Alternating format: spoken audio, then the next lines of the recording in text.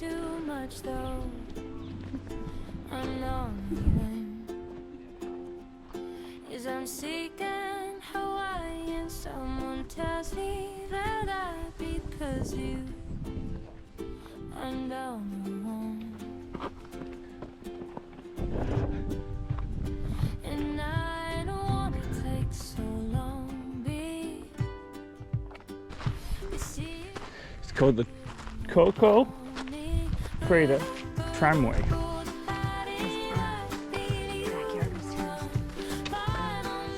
Did.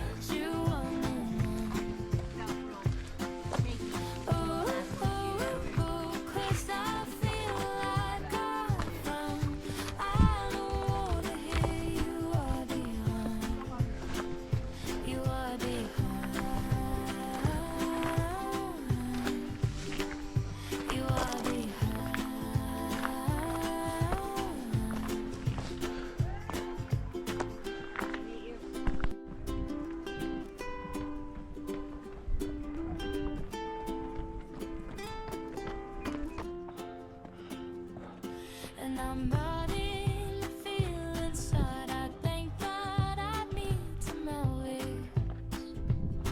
I'm all alone. And I'm learning that I feel I can't meet in before I don't know. I'm all alone. I know I don't wanna take so long. Level.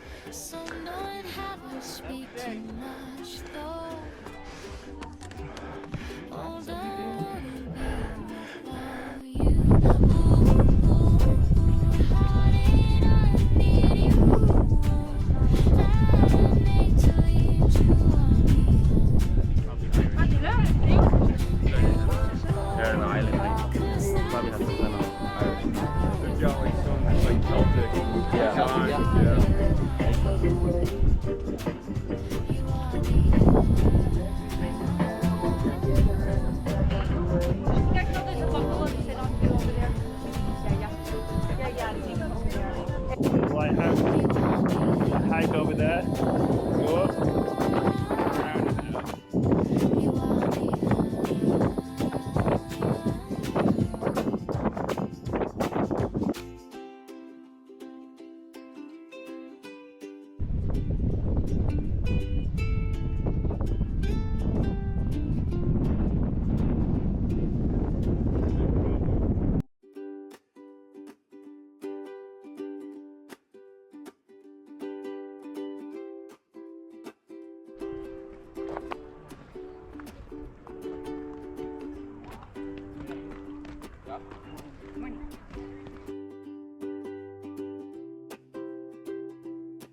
So these tramways, I mean, it's only 2 feet there, but some places it's like 6 to 10 feet of a gap, so you get slower people on the sides. There are places to stand on the sides now and again, like turnouts.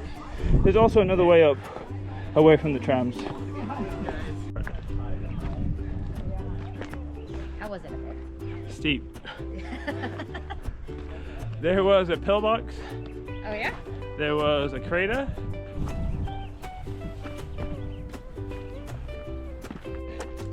Okay, Koko Crater Tramway, hardest hike we've done so far.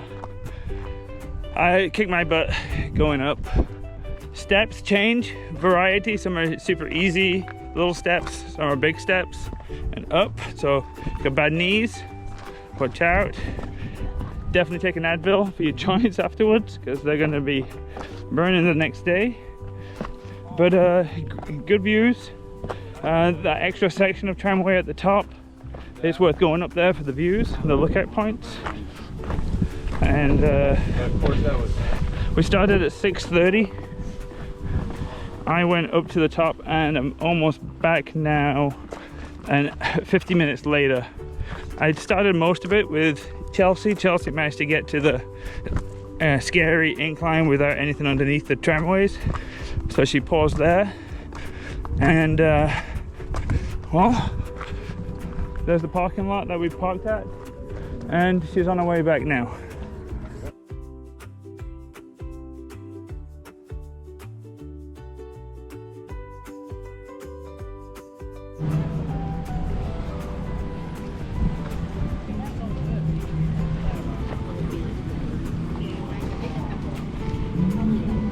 You want a bag? Alright. They're making here acai bowls.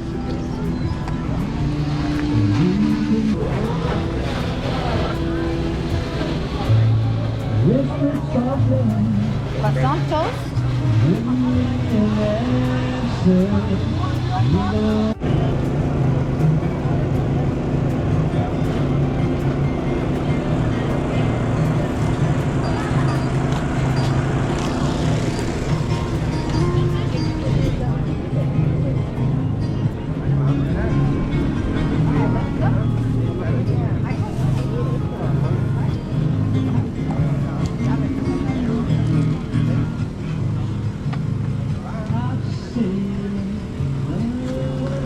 $10 each. Pineapples are $10 each. I don't know, but does that give you an idea of how much everything else is?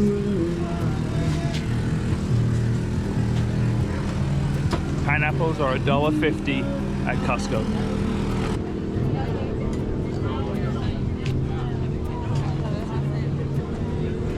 Hot Cheetos.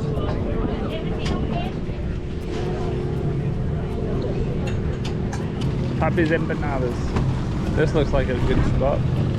Sugar smoothie. Get a smoothie to go. A strawberry banana.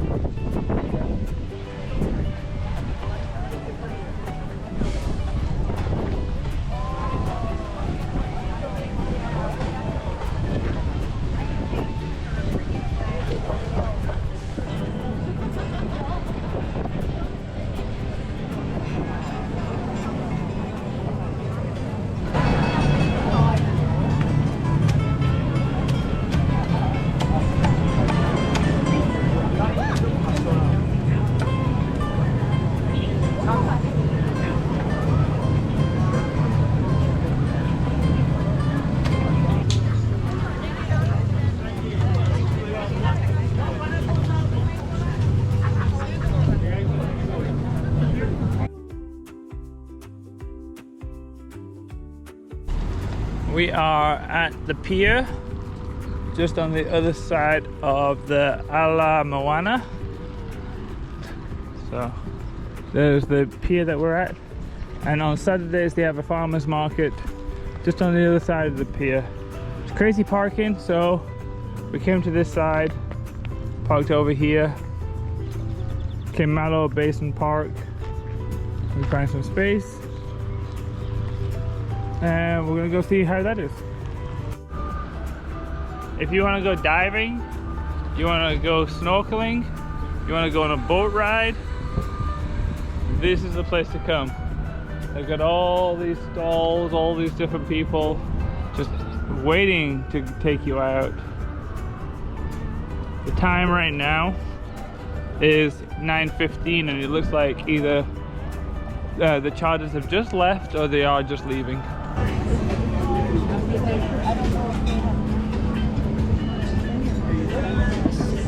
Thank you so much, guys. Thank you. Yeah, take care.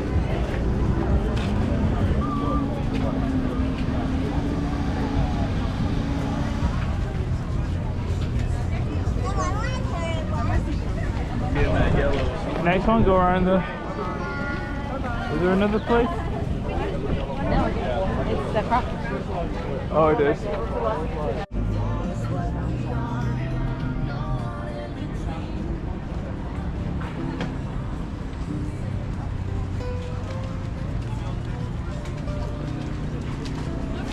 Another busy street market. Not many farmer stands, but more than the last one. We got some apple bananas, so just because the small size of apples is why they call them apple bananas. A bit more shaded.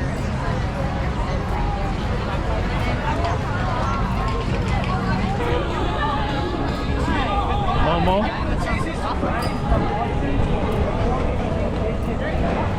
Berry banana, $18. Chips and salsa.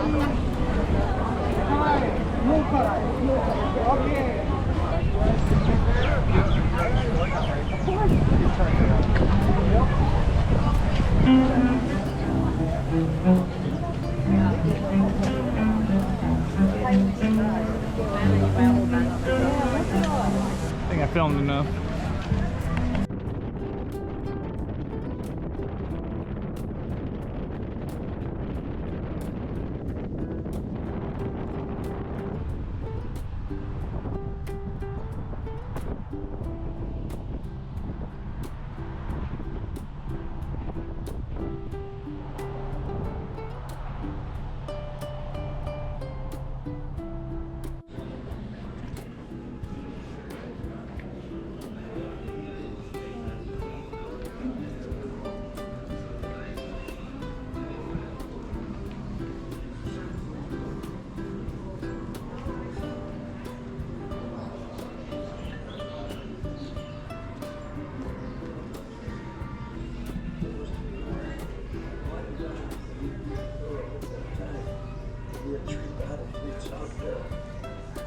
Meaning, took athletes would be at sea, constant practicing, and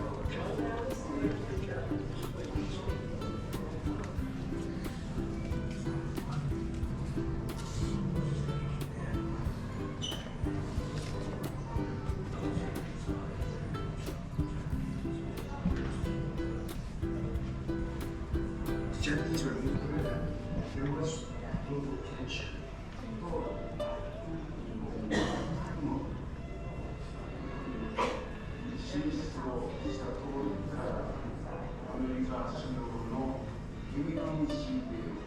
Okay? Now once we get over to the ferries, feel free to take as many photos as you like. As many as you like. But do so while remaining seated. Okay? No man overboard drills today. But I'm going to talk to you a little bit today about the symbolism of the memorial that you are about to stand on. Okay? So that memorial, believe it or not constructed until 1962. It was designed by a man of Austrian descent who had actually been placed into an internment camp here in Sand Island on December 8th. So when it came time to build this memorial, they thought how fitting of someone who could see the other side of the December 7th coin, right?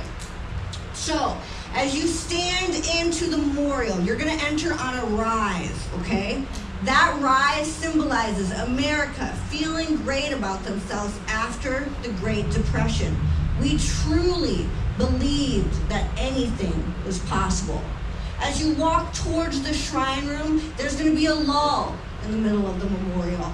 That lull, you guessed it, represents December 7th, 1941, the catalyst moment that pushed us into World War II. As you are standing in the shrine room before the 1,177 men who so graciously gave their lives for our freedom. Hold on, you guys.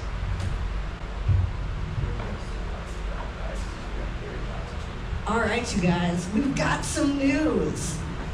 It's pretty windy today, right? Yeah, okay. So unfortunately, we are not going to be able to moor up to the memorial right now. Yeah, not the best time. I was hyping up the memorial, we were talking about the symbolism, and now you guys are not going to be able to stand on it. I am so sorry. But instead, what we are gonna do, we're gonna put you on these ferries, we're gonna give you a nice tour of the harbor, and we're gonna put a ranger on the boat with you, and we're gonna talk to you a little bit about the memorial, the harbor itself. Any questions or anything you want, shout out, and we will square you away on that. All right, mahalo.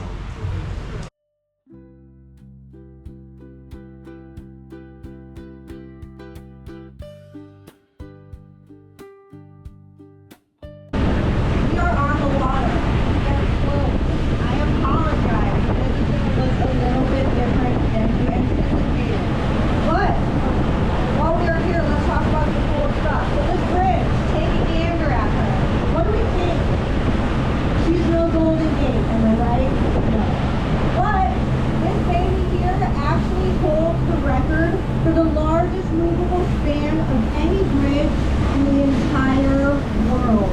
That's right, 960 feet of this bridge slides underneath of itself within 25 minutes and allows the ships to come from the other locks into Pearl Harbor and then out to sea. This bridge, however, not constructed until 98, so you can believe it or not. So that means everybody that lived over here on Ford Island in these beautiful bungalows, for example, would have to take a ferry back and forth, much like we're doing today. Now, these white structures here, I get a lot of questions about these. Most people think that they are blocks. They're actually going to be the oldest structures here in Pearl Harbor. They are also known as a witness structure because they witnessed the attack. Now these structures are mooring keys. Now it takes 2 mooring keys to hold one ship in place. These mooring keys were the first thing that we built when we took possession of Pearl Harbor and Ford Island from the Army. We traded 2 islands off the coast of California to do this. Each one of these mooring keys has 35 ties that anchor them to the harbor floor. In fact, these are so well made that we took some TNT to the mooring keys and they still stand solid. Now that we are passing the memorial, we're going to take this time and give a moment of silence to the 1,177 men who lost their lives and the over 900 men who forever stand watch on the USS Oahu.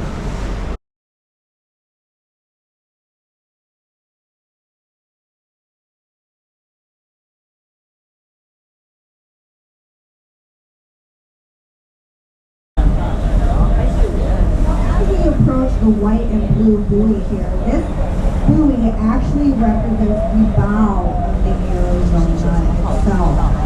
As you can see, the bow is facing out to sea. That is how most Navy vessels stay. In fact, we only like to have our bow into port when we're coming home. Typically, it's about 4 us around. Now, she is facing bow to bow with the Mighty Mo. This was symbolically placed as the Mighty Mo represents the end of America's involvement in World War II with the peace treaty being signed in Tokyo Bay, 1945. The battleship Missouri is also the last commissioned battleship in United States naval history. Now what this means, a battleship by definition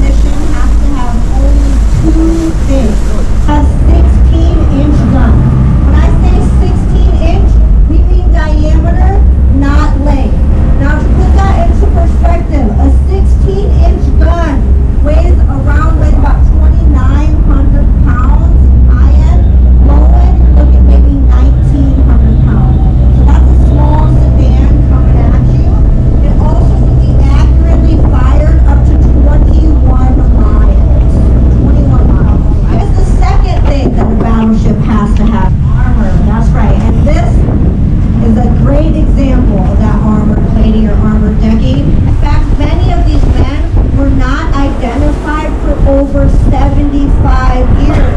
Like Father Al Schmidt, who was stationed right here on the USS Oklahoma, where the mighty Mo is moored today. In fact, Father Al Schmidt saved 12 men from the USS Oklahoma on December 7th, but he was placed into a mass grave at the National Punchbowl Cemetery in 1943. There he stayed for numerous years until the DPAA was created. Now the DPAA's entire job is to identify missing sailors, soldiers, Marine, and airmen. They do this by using ancestral DNA, not your 23andMe, okay? So when we join the service, they take a vial of our blood. They keep that vial on file now for 80 years. Father Al Schmidt is the first United States Navy chaplain to pass away during World War II. I highly encourage you guys to go over to the National Punchbowl Cemetery. It is one of the most beautiful places I have ever been.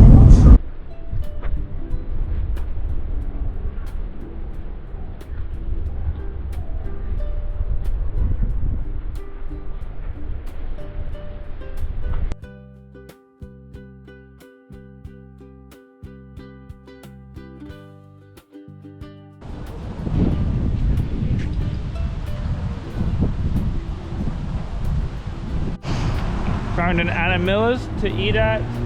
Chelsea says it's the way to go.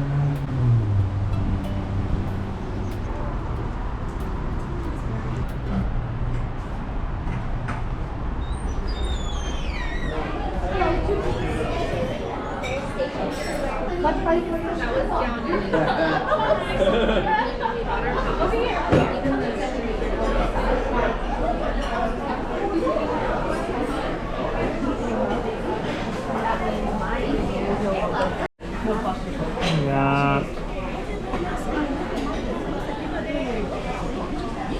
Good selection.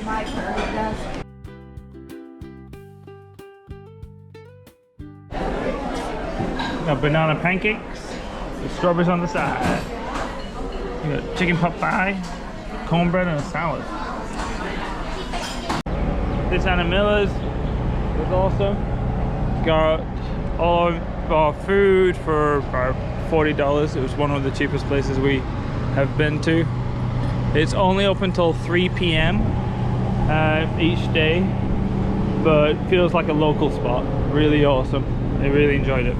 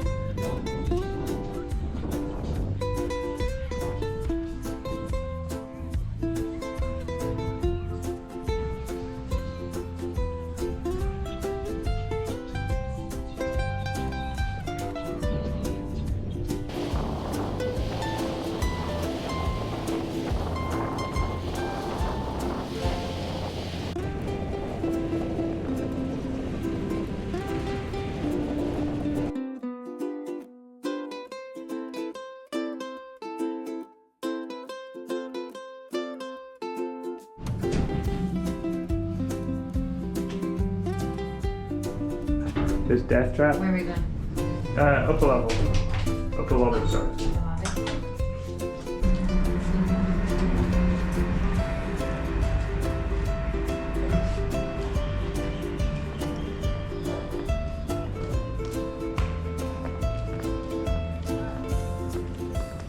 Ooh, right there. You have keys? Yep.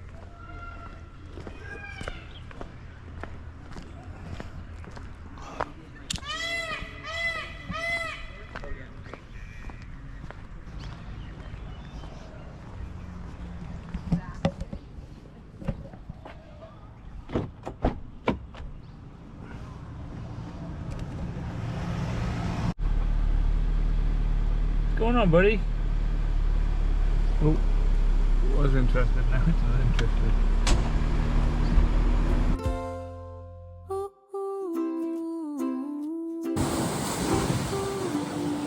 It's camping over here. I'm gonna go drive all the way down to the tip.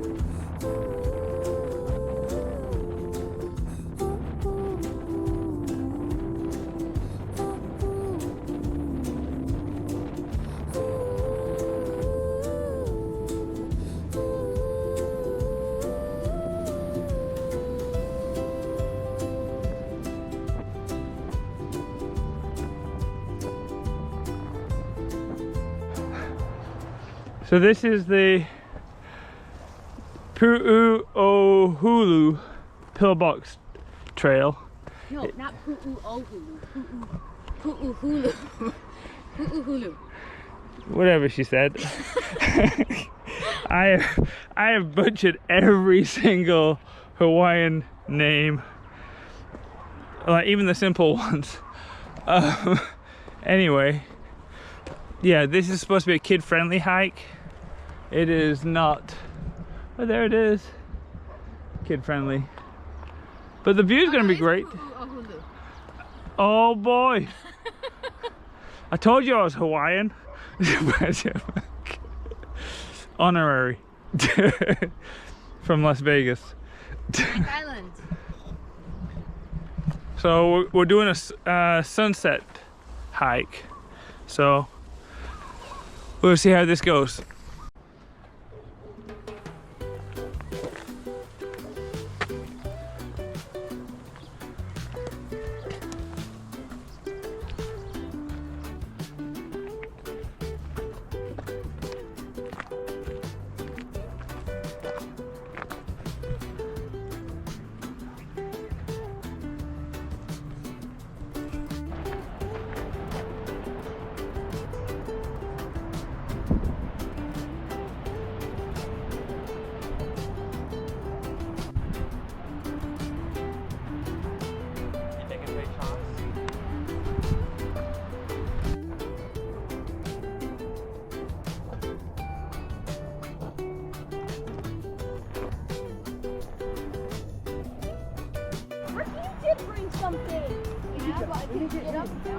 Let us get it, excuse you.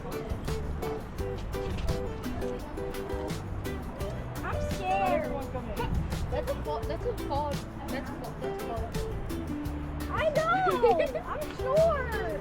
This was a really busy day for us, but to finish with this hike was really amazing. We wanted to make sure we didn't walk down in the dark, so we didn't hang around too long as the sun went down. It's pretty fast going downhill, and then we went to a little place called Coquito's Puerto Rican restaurant, and that was really good too. Thanks for watching, and stay tuned for day 4.